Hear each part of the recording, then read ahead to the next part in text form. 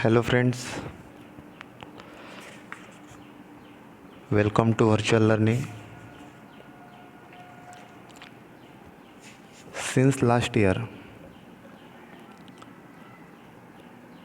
we all are learning with the help of virtual model. जिस प्रकार से last year हम लोगों ने पढ़ाई की थी, उसी प्रकार से इस साल हमें 12th की पढ़ाई करनी है. But definitely it was different year than this. पिछले साल का जो वर्ष था, जो सिलेबस था, वो इससे डिफरेंट था, एक्सेप्ट द राइटिंग स्किल छोड़कर. लेकिन जो 4 सेक्शन है, वो 4 सेक्शन की हमें यहाँ पर पढ़ाई करनी है. Now see here is a contents list. यानी कि जो इंडेक्स रहती है, अनुक्रमणिका रहती है, वो यहाँ पर दी है. You can see here are a section 1, section 2, section 3 and section 4. Now see, in section 1 here are 8 prose. यहाँ पर 8 प्रोज है, 8 लेसन है जो यहाँ पर हमें पढ़ना है. An astrologer's day, on seeing please, the cop and anthem, big data, big insights, the new dress, into the wild, why we travel, voyaging towards excellence. So these are the 8 prose. After then there is given section number 2, poetry. In second section also here are 8 poems. First one, Song of the Open Road. Second, Indian Weavers, The Inchcape Rock, Have You on Your Tomorrow, Father Returning Home, Money, She Walks in Beauty, Small Towns and Rivers. So these are the 8 poems we have to learn in section number 2. In section number 3, this is the part of writing skill. So that is most important according to the examination. Exam के ज़रिए ये बहुत ही important है. इसमें कुछ traditional भी है, जैसे कि समरी राइटिंग. ये आप बहुत दिनों से, बहुत सालों से लिखते आ रहे हो, summary writing. After then there is one of the new content to you, mind mapping, note making, statement of purpose, drafting a virtual message and a group discussion. और ये 6 पार्ट जो है राइटिंग स्किल के, इसके साथ जो आपने 11th की पढ़ाई की है राइटिंग स्किल की, वो बोर्ड एग्ज़ाम में और सेशन में आता है. Then section number 4, history of novel.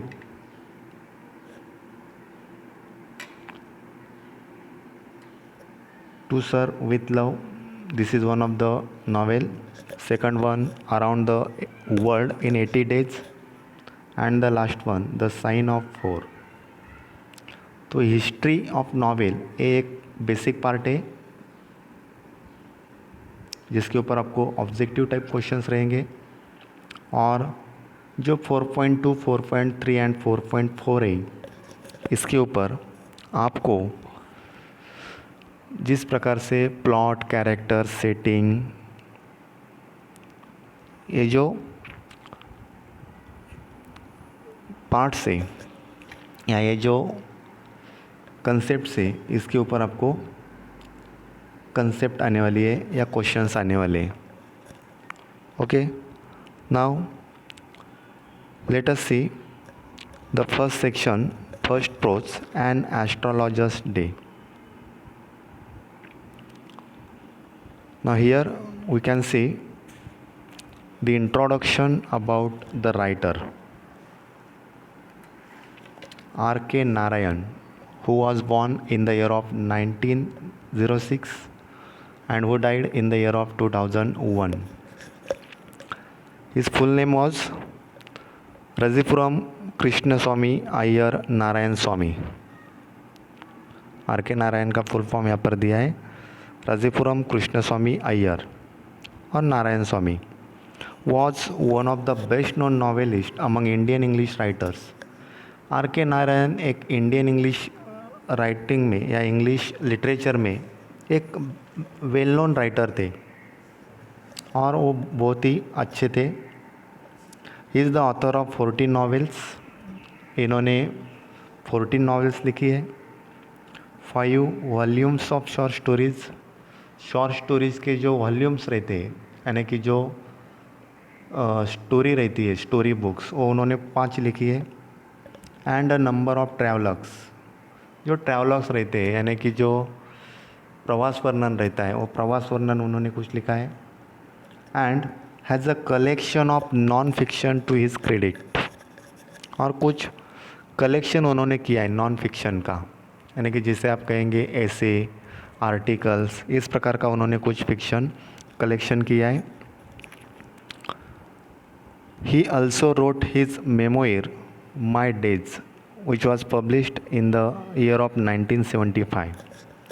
उन्होंने उनका एक मेमोयर भी लिखा है और उनको नाम दिया उन्होंने माई डेज, जिससे हम कहेंगे बायोग्राफी, ऑटोबायोग्राफी. इस प्रकार से उन्होंने ऑटोबायोग्राफी लिखी है माई डेज, जो उन्होंने 1975 में पब्लिश किया था. Narayan created the imaginary town of Malgudi. अभी मालगुड़ी तो हमने बहुत सारी बार सुना होगा या कहीं पर पढ़ा होगा. तो ये मालगुड़ी उन्होंने एक इमेजिनरी टाउन लिटरेचर में क्रिएट किया हुआ है. वेयर, जिस गांव में रियलिस्टिक कैरेक्टर्स और टिपिकली इंडियन सेटिंग लिव्ड. और इस गांव में जिस प्रकार के भारतीय व्यक्ति रहते उस प्रकार के कैरेक्टर्स उन्होंने उस स्टोरी में, उस मालगुड़ी गांव में दिखा दिए. Amid unpredictable events. और उसमें इतने अच्छे खासे इवेंट्स दिए जैसे हमारे जीवन में होता है उस प्रकार से कुछ इंसिडेंट उन्होंने इस मालगुड़ी इवेंट्स में दिए हुए.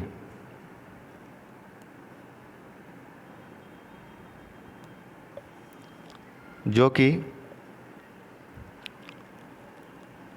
बहुत ही अच्छे से उन्होंने वहाँ पर दिया हुआ है.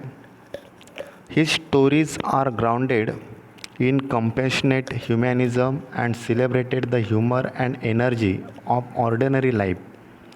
और उनकी जो स्टोरी यहाँ पर उन्होंने दी है वो इस प्रकार से दिया है, कंपैशनेट ह्यूमैनिज्म यानी कि जो मानवता रहती है, and celebrated the humour and energy of ordinary life. और जो सामान्य व्यक्ति का जो जीवन है, उनकी जो एनर्जी है, उनके आधार पर उन्होंने वो सब स्टोरी लिखी गई है. His stories are characterize by a simple style and subtle humour. और उस स्टोरी के जो कैरेक्टर्स है वो बहुत ही सरल और सादे से उन्होंने पेश किए. एंड सब्टल ह्यूमर यानी कि बहुत ही अच्छे से उन्होंने वहाँ पर वो दिखा दिए. Narayan Swami was introduce to American readers. Narayan Swami का जो परिचय है, उनके जो स्टोरीज़ है, उनके जो नॉवेल्स है, इनकी नॉवेल्स या इनके बारे में कुछ अमेरिकन रीडर्स ने अमेरिकन लिटरेचर में उनको लिखा है. इन 1952 by the musician state university press, यानी कि जो मिशिगन स्टेट है यूनिवर्सिटी प्रेस का, उसमें वहाँ पर उनकी कुछ किताबें या उनका कुछ सिलेबस उन्होंने वहाँ पर दिया था. दिस इंक्लूड्स, उस सिलेबस में यहाँ पर कुछ बुक्स है, कुछ किताबें जो उस यूनिवर्सिटी में पढ़ने के लिए था. Swami and friends, the bachelor of arts, जो 1937 में पब्लिश हुआ था. द डार्क रूम 1938 में, an astrologer's day and other stories 1947। जो एन एस्ट्रोलॉजर्स डे की जो स्टोरी है वो वहाँ पर 1947 में पब्लिश हुई थी, जो हमें यहाँ पर सीखनी है। मिस्टर संपत, एक वहाँ पर स्टोरी थी 1949 में पब्लिश हुई थी। The financial expert 1954, waiting for the Mahatma 1955, the guide 1958 and many other books. और इस प्रकार के बहुत सारी किताबें, बहुत सारी बुक्स अमेरिकन लिटरेचर में और अमेरिकन यूनिवर्सिटी जो है प्रेस यूनिवर्सिटी, तो उसमें ये सब किताबें पढ़ने के लिए थे। और नारायण स्वामी का जो परिचय है उस अमेरिका में हुआ था। हिज नॉवेल द गाइड, जो भारत में या बॉलीवुड में जो गाइड की मूवी आई है या आई हुई थी, वो इसी नॉवेल के ऊपर बनाई गई है। His novel the guide own him the साहित्य अकादमी अवार्ड इन 1961। उनका जो गाइड नाम का जो नॉवेल था, उस नॉवेल ने नारायण स्वामी को या आर के नारायण को वहाँ पर साहित्य अकादमी का अवार्ड जीतने के लिए मदद की थी, और उनको वो अवार्ड मिला था 1961 में। The most coveted literary honour in India, और ये ज़्यादा से ज़्यादा हॉनर देने वाला साहित्य में ये उनका नॉवेल था। His writing is distinguished by humor and unoffending irony, और उनकी जो राइटिंग थी इट्स डिस्टिंग्विश्ड, यानी कि वहाँ पर डिफरेंस दिया हुआ था बाय ह्यूमर एंड अनऑफेंडिंग आयरनी, यानी कि जो ह्यूमर रहता है और अनऑफेंडिंग आयरनी रहती है, यानी कि अनिश्चित विडंबन, यानी कि आगे क्या होता कुछ पता नहीं रहता है। इस प्रकार का जो इंसिडेंट रहता है वो वहाँ पर डिस्टिंग्विश किया गया है। अ यूनिक इंडियननेस, और उनकी जो लिटरेचर है, उनकी जो साहित्य है, उसमें वहाँ पर बहुत ही अच्छे से इंडियननेस की क्वालिटी दिखा दी है। And a simplicity which is utterly charming and authentic, and only because of simplicity, बहुत ही सरलता से, बहुत ही सादे तरीके से जो उन्होंने लिखा गया है, इसके लिए उनकी जो किताबें है वो बहुत ही चार्मिंग है, यानी कि अट्रैक्टिव है, एंड ऑथेंटिक है, यानी कि बहुत ही महत्वपूर्ण है। Narayan Swami typically portrays the peculiarities of human relationships.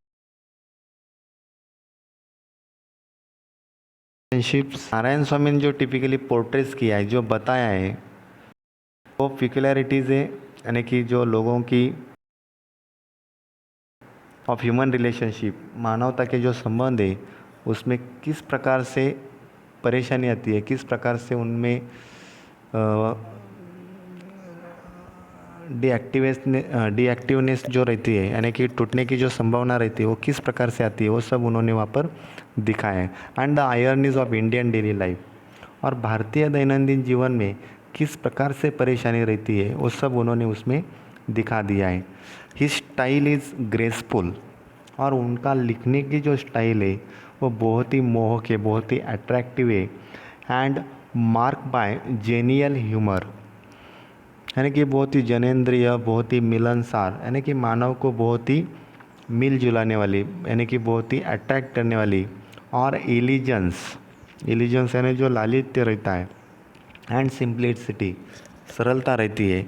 इस प्रकार से उनका पूरा जो लिटरेचर है वो इतना सरल और अच्छे से, अट्रैक्टिव से उन्होंने बनाया गया है। So today we will stop here, and in the next lecture, in the next video, we will see the interesting story written by R.K. Narayan, that is An Astrologer's Day. Okay, have a good day.